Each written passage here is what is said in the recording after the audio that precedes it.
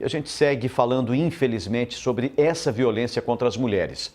Foi sepultado agora cedo em Serrana o corpo da consultora de beleza morta no Tocantins pelo ex-namorado. Muita gente compareceu ao velório para se despedir de Patrícia Aline dos Santos, de 29 anos, todos chocados com o crime brutal. Mãe nenhuma, pai nenhum merece isso. Tô muito triste, ela é uma menina muito querida, a cidade está arrasada. Todo mundo aqui é serrana, nós estamos chocados por causa disso, né? Porque uma boa pessoa, uma família boa, e ela foi morar com esse cara, não sei quem que é ele, e ele fazer isso, nem com animal não faz isso, meu filho. Quem tem coração não faz isso. Eu acho que não tem o porquê, gente. Tem tantos meios, não se dá bem, separa, vai cada um para um lado, né? Mas tirar a vida de outra pessoa, jamais. No enterro, muita comoção. Amigos e familiares compareceram para dar o último adeus. Desolada, a mãe da vítima teve que ser amparada por familiares. Receber a informação da morte da filha foi o pior presente na véspera do Dia dos Pais. Minha filha tão alegre, tão magra, tão sorridente, tanto futuro pela frente. Gente, minha filha tem amigo para todo lado que vai, tinha amizade com todo mundo. Todo mundo gostava da minha filha. E de uma hora para outra ele foi e tirou a vida da minha filha. Isso dói, tá doendo em mim. Está doendo na minha esposa, que está aí, passando o que está passando. Está doendo nos parentes, nos irmãos. Aline foi sepultada com salva de palmas. O crime foi em Palmas, capital do Tocantins. Patrícia foi morta a tiros e o corpo encontrado numa mata perto de um shopping. O principal suspeito do assassinato é o ex-namorado dela, Yuri Mendanha. Segundo apurado pela polícia, o rapaz não aceitava o fim do relacionamento de pouco mais de 2 meses e era extremamente violento. Em uma mensagem no WhatsApp, Patrícia chega a pedir socorro para uma amiga um dia antes de ser morta. Yuri continua foragido. E em meio a tantos casos de feminicídio, violência contra a mulher, não só aqui na macro-região de Ribeirão Preto, mas em todo o país, o pai da vítima fez um desabafo. Gente, essa coisa não pode continuar. Os homens matar as mulheres inocentes, obrigar a ter um relacionamento forçado, porque o homem tem o lado machista, que ele quer fazer tudo e acha que é obrigado a pessoa ouvir ele, obedecer e quer se considerar uma pessoa como propriedade. Minha filha não era propriedade dele. Ele tinha que lembrar que assim como ele tem o direito de seguir a vida dele, ela também tinha que seguir a vida dela. Não ele pegar, por não querer perder ela, achando que era propriedade dele, para não ver ela com outra pessoa, ele tirou a vida da minha filha. André Costa, de Serrana, para o Jornal da Clube. Agregando valor às comunidades e integrando ao vivo a macro-região, formando opinião.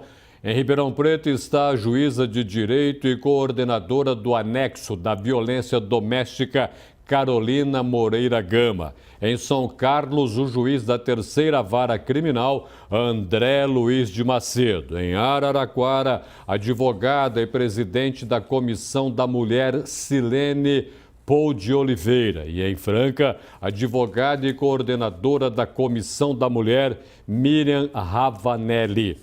Vamos começar aqui por Ribeirão Preto com a Carolina Moreira Gama, ela que é juíza auxiliar. Carolina, para a gente entender, em Ribeirão Preto, o Núcleo de Atendimento Especializado à Mulher, no ano passado, fez 124 atendimentos de violência doméstica e familiar.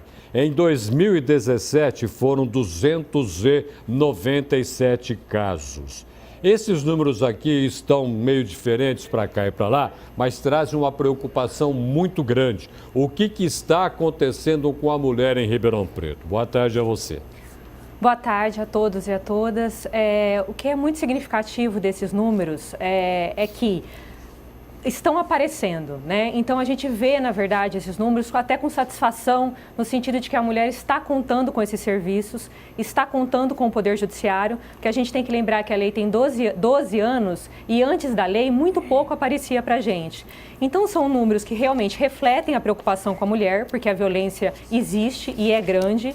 O nosso anexo tem já 5.000 processos, ou seja, triplicou o número que foi dimensionado a princípio, mas são números que a gente vê também com a alegria de que a mulher está mais empoderada, está contando com o sistema que existe hoje. Mesmo com toda a informação que a gente passa, mesmo com toda a campanha, mesmo com todo o repúdio, o homem continua sendo um machista e achando que é dono mesmo, né? Sem dúvida. Ainda existe, o que a gente vê muito é essa questão do homem realmente não identificar a liberdade da mulher em vários sentidos. A liberdade de ir e vir, a liberdade de ter relacionamentos fora do âmbito do casamento, de ter amizades. Então ainda é esse sistema patriarcal de propriedade, como inclusive o pai dessa vítima aí tão bem colocou, né? Realmente ele colocou direitinho e não conseguiu evitar a morte da filha, uma morte trágica, violenta, e vai saber por quê. Deixa eu ir a São Carlos agora, André Luiz de Macedo, ele que é juiz da 3ª Vara Criminal. André, vamos tentar pensar no seguinte, afinal de contas, existe uma lei, 10 anos de existência, mas o homem continua sendo violento, continua sendo um tipo que faz discriminação mesmo contra a mulher. A lei precisa ser aumentada na pena dada àquele que agride mulher. Boa tarde. Boa tarde a todos e a todas. A lei tem sido cada vez mais endurecida nos casos de violência doméstica, né? Desde a Lei Maria da Penha, nós temos assistido a um incremento das sanções.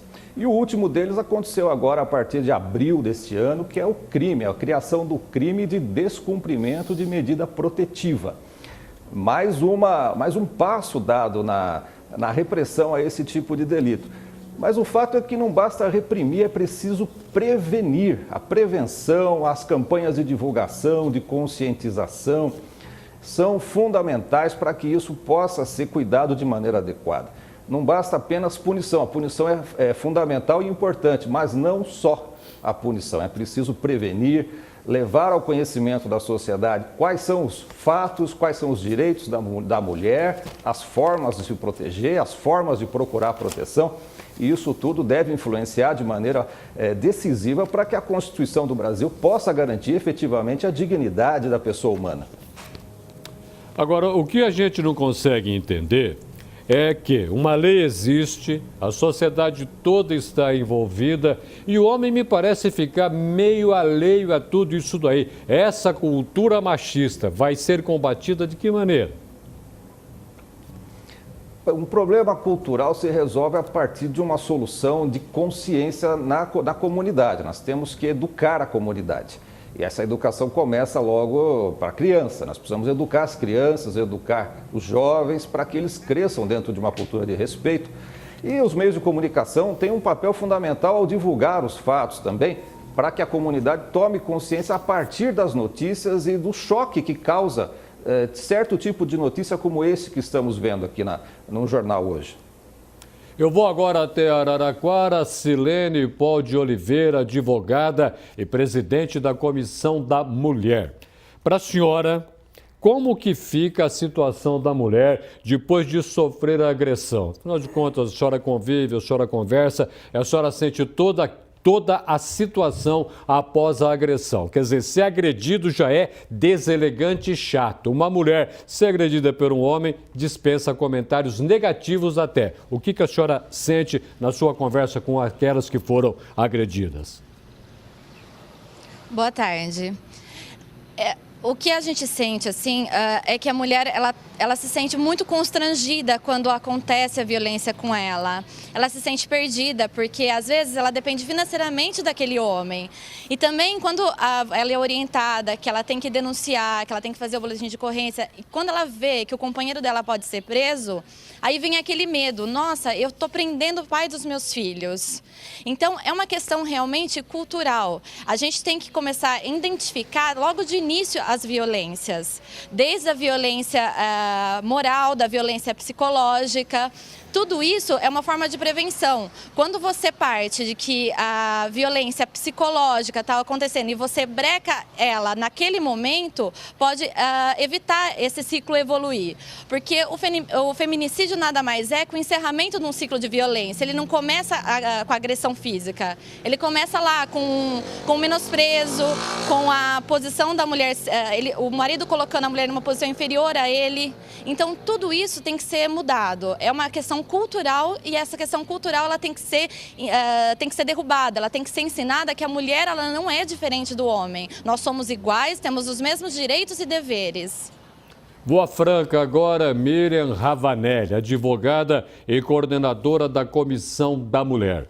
Para a senhora, a comissão tem feito que trabalho na sua região? Como conversar com a mulher para evitar que ela realmente se submeta na violência, por exemplo, psicológica, que é muito ruim e muito pior do que a gente possa pensar. Boa tarde. Boa tarde a todas e a todos. A comissão, hoje em dia, da Mulher Advogada, ela tem um projeto de 1 ano, que é o Promotoras Legais Populares do Brasil, que é justamente multiplicar e conscientizar essas mulheres dos direitos que elas têm. E que a violência não é só a física, porque usualmente, normalmente nós falamos muito dessa questão da violência física. E como você mesmo trouxe, a violência psicológica, ela pode deixar marcas, muitas vezes até mais sérias, porque elas não são tão aparentes quanto a física. E ela não deixa marcas só na mulher, mas em toda a família, nos filhos dessa violência, que muitas vezes eles perdem não somente o pai e a mãe, mas também o pai, porque o pai ele vai sofrer toda uma sanção, uma prisão, um afastamento desses filhos, e a mãe muitas vezes, ocasionando a morte, eles perdem esta mãe também. Então essa violência ela tem que ser sim tratada, difundida e também acabar com esse estereótipo que a violência é só física, porque a violência também deixa marca de outras formas que não só física. Esse trabalho para combater a violência psicológica tem que começar na casa da menina, quando ela é muito pequenininha, para ela aprender todos os direitos que ela tem e dizer também para a família dela que é responsável pela boa formação de cabeça para essa menina. Com certeza, eu não tenho dúvida disso e vou mais além. Existem profissionais técnicos habilitados para isso, como os assistentes sociais, os psicólogos, os psiquiatras, porque essa menina também, que já vem de toda uma situação de violência, ela precisa de um acompanhamento técnico. E é aí onde entram também as questões das políticas públicas, porque para que a Lei Maria da Penha ela seja efetiva e ela tenha um real cumprimento, nós necessitamos dessas políticas públicas. E além da educação, ela ter que ser também em casa e todo esse trabalho, a comunidade, o Estado, o município também tem responsabilidade sobre isso. Volta a Ribeirão Preto, Carolina Moreira Gama, juíza de direito e coordenadora do anexo da violência doméstica. Para a senhora, violência doméstica é praticada só contra a mulher adulta, que já é mãe, que está casada, ou ela vem desde quando é criança, adolescente, sofrendo a pesada mão machista de uma família? Os especialistas já chegaram à convicção, pelos estudos, pela experiência, de que a violência doméstica ela transpassa, ela é intergeracional, transgeracional, ela transpassa gerações. Então, uma filha que ainda que não seja agredida pelo pai, mas vê a mãe sofrer essa violência, ou um filho que vê isso, como que isso se perpetua, entre gerações? Isso é uma coisa que a gente tem realmente que tratar desde muito cedo, E a gente convoca os homens, principalmente, porque quando a gente fala de violência doméstica, a gente exclui esses homens, parece que a gente está falando de assunto de mulher. E, na verdade, quem é que tem que mudar comportamento são esses homens. Então, pais mais conscientes, pais mais amigos, pais mais amorosos, pais que não, que saibam lidar com essas questões de machismo, feminismo e igualdade, isso é essencial na família. Vou a São Carlos agora, André Luiz de Macedo, juiz da 3ª Vara Criminal.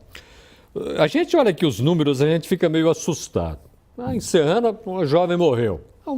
Morreu namorado, resolveu matar.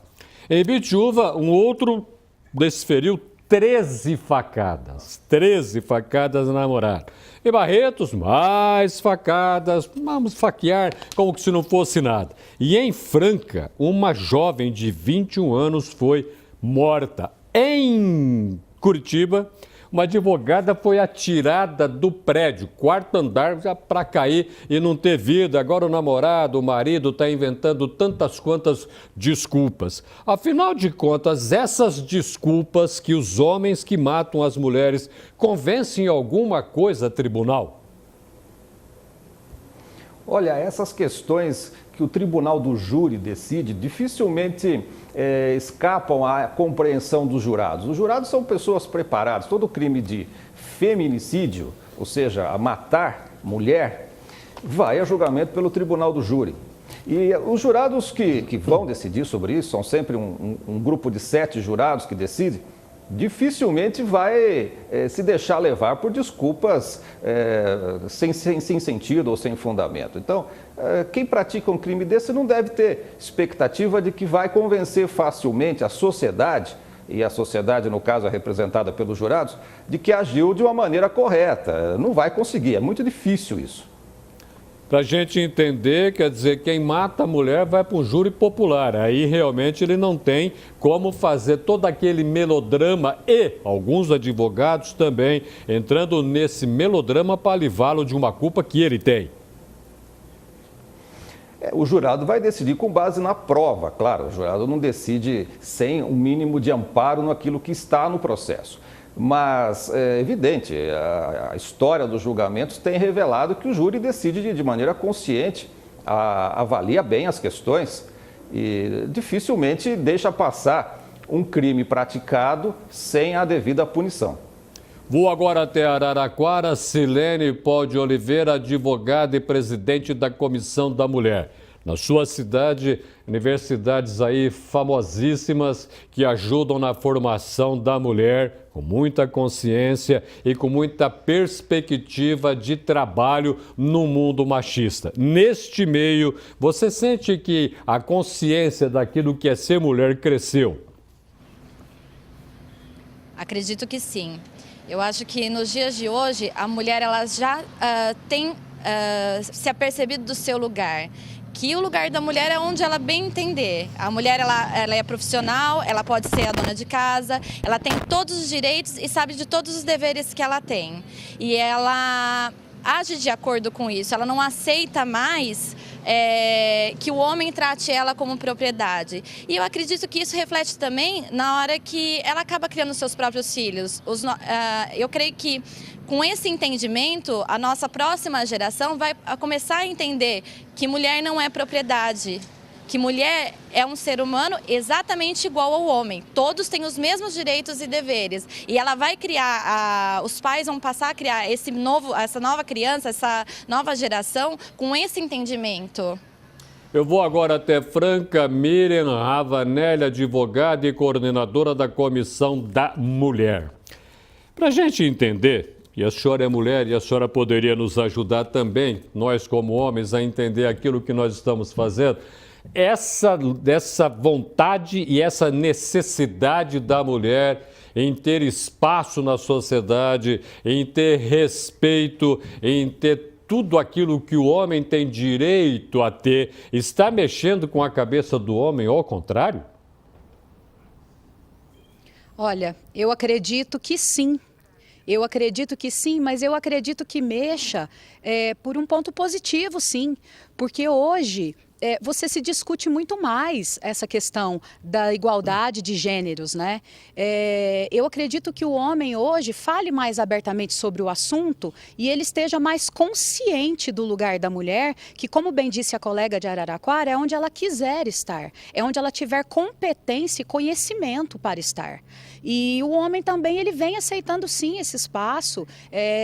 Conheço vários que, inclusive, encampam participam e estão conosco nessa luta de igualdade de gêneros. E além do que, Roberto, eu costumo dizer que é impossível você falar de direito da mulher, você desassociar direito das mulheres de direitos humanos. Então você não fala de direitos humanos se você não respeita o direito das mulheres. Então eu acredito sim que hoje em dia os homens vêm respeitando sim, eles vêm tomando maior consciência de aonde é o lugar dessa mulher, que é uma questão de equilíbrio, de igualdade. Nós não queremos mais nem menos, nós só queremos igualdade, é igualdade entre os gêneros. E esse equilíbrio faz toda a diferença para os direitos humanos e aonde estão inseridos os direitos das mulheres.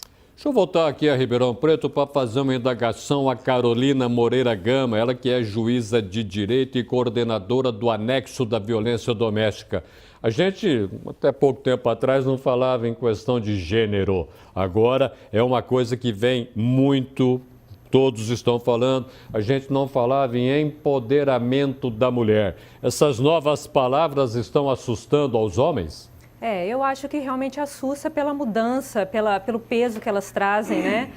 São mudanças importantes. A gente não falava de cultura do estupro, a gente não falava, por exemplo, desses movimentos que estão tendo, né, internacionais, que falam de assédio. A gente não falava, por exemplo, muito que está acontecendo muito em São Paulo, principalmente o assédio no metrô, no ônibus. Então, são coisas que a sociedade está começando a discutir, que realmente assusta o homem pela mudança, mas eu tenho certeza que são mudanças que este homem também vai se beneficiar no futuro, né? Porque o machismo também, ele é muito penoso para este homem, né? Ele é pesado para este homem. Então, eu acho que a partir do momento que ele compreender melhor também no que ele está inserido, o que esse machismo requer dele, a questão dele ser provedor, a questão dele não poder falhar, a questão dele ter que ser o homem forte, isso também vai beneficiar esse homem. Integraram a macro-região na edição deste sábado do Jornal da Clube em Ribeirão Preto, Carolina Moreira Gama, juíza de direito e coordenadora do anexo da violência doméstica. Em São Carlos, André Luiz de Macedo, juiz da terceira vara criminal. Em Araraquara, Silene Paul de Oliveira, advogada e presidente da Comissão da Mulher. Em Franca, Miriam Ravanelli, advogada e coordenadora da Comissão da Mulher. Confeito, até pouco tempo atrás, poucas pessoas entendiam que a mulher tem também a sua posição dentro da sociedade. Até pouco tempo atrás, a gente não conseguia valorizar profissionalmente a mulher. Isso está caindo de todos os lados e muito do que nós ouvimos aqui está caindo também o mundo machista. É uma nova época, Roberto, mas ele existe latente ainda o machismo como parte integrante do que se chama cultura. No mundo muçulmano, há alguns dados que eu acho sempre interessante citar. Um deles, um muçulmano do norte da África, deixou bem claro: sou fiel a todas as mulheres. É uma cultura tremenda, mas não exige, ele não se impõe a mesma fidelidade em relação a ela. É só ela que tem que ser fiel. Esse é um dado, mas como são admiráveis as pessoas que nós não conhecemos bem. Porque a vida é um inventário de decepções. À medida que a pessoa vai se conhecendo e conhecendo o próximo, ela vai ficando decepcionada e vai gerando também profundas decepções. À medida que nós conhecemos uma pessoa e que as pessoas também nos conhecem, elas ficam decepcionadas porque passa o que poderia ter sido amor à primeira vista. E começa a entrar o amor de uma forma geral em funeral. Conhecer uma pessoa é sempre perigoso. A literatura ilumina tão grandemente esse fato que Érico Veríssimo chega a dizer: No Tempo e o Vento, dos seus clássicos, e um dos clássicos da literatura brasileira, que eu me amo, mas não me admiro. E Rainer Maria Rilke chegou a ser claro: dê um mergulho dentro de você mesmo. A ironia não chega até lá. É que nós temos no interior uma fealdade que precisa de ser devidamente esclarecida. Nós começamos a fazer uma confusão. Vitor Hugo diz o seguinte: crie um fantasma e ele te destruirá. A própria psiquiatria forense chega a dizer claramente que ódios muito intensos são subprodutos do amor. E nós temos que verificar, então, que há uma diferença grande entre paixão e amor. Paixão, termo grego pathos, gera em latim passio, sofrimento. Paixão de Cristo, crime passional, não é, e pathos, tipicamente do idioma grego, dá, em primeiro lugar, sentimento. É a primeira palavra de pathos. Simpatia, empatia, antipatia, e outro termo é doença, patologia, parte da medicina que estuda as moléstias, inclusive as moléstias da alma, que são as mais tremendas e mais difíceis de identificar. O Dr. Alexis Carrel, numa obra clássica, O Homem, esse desconhecido, chegou a fazer a anatomia da alma humana em termos. Fracionando a alma humana, ele chegou a nos mostrar alguns aspectos daquilo que efetivamente é muito difícil de se entender. E nós chegamos, na medida que avançamos, a entender aquilo que é patético, aquilo que é doença, o passional, o crime passional. Interessante que a literatura, Roberto, ela ilumina tanto problemas como esse do cotidiano.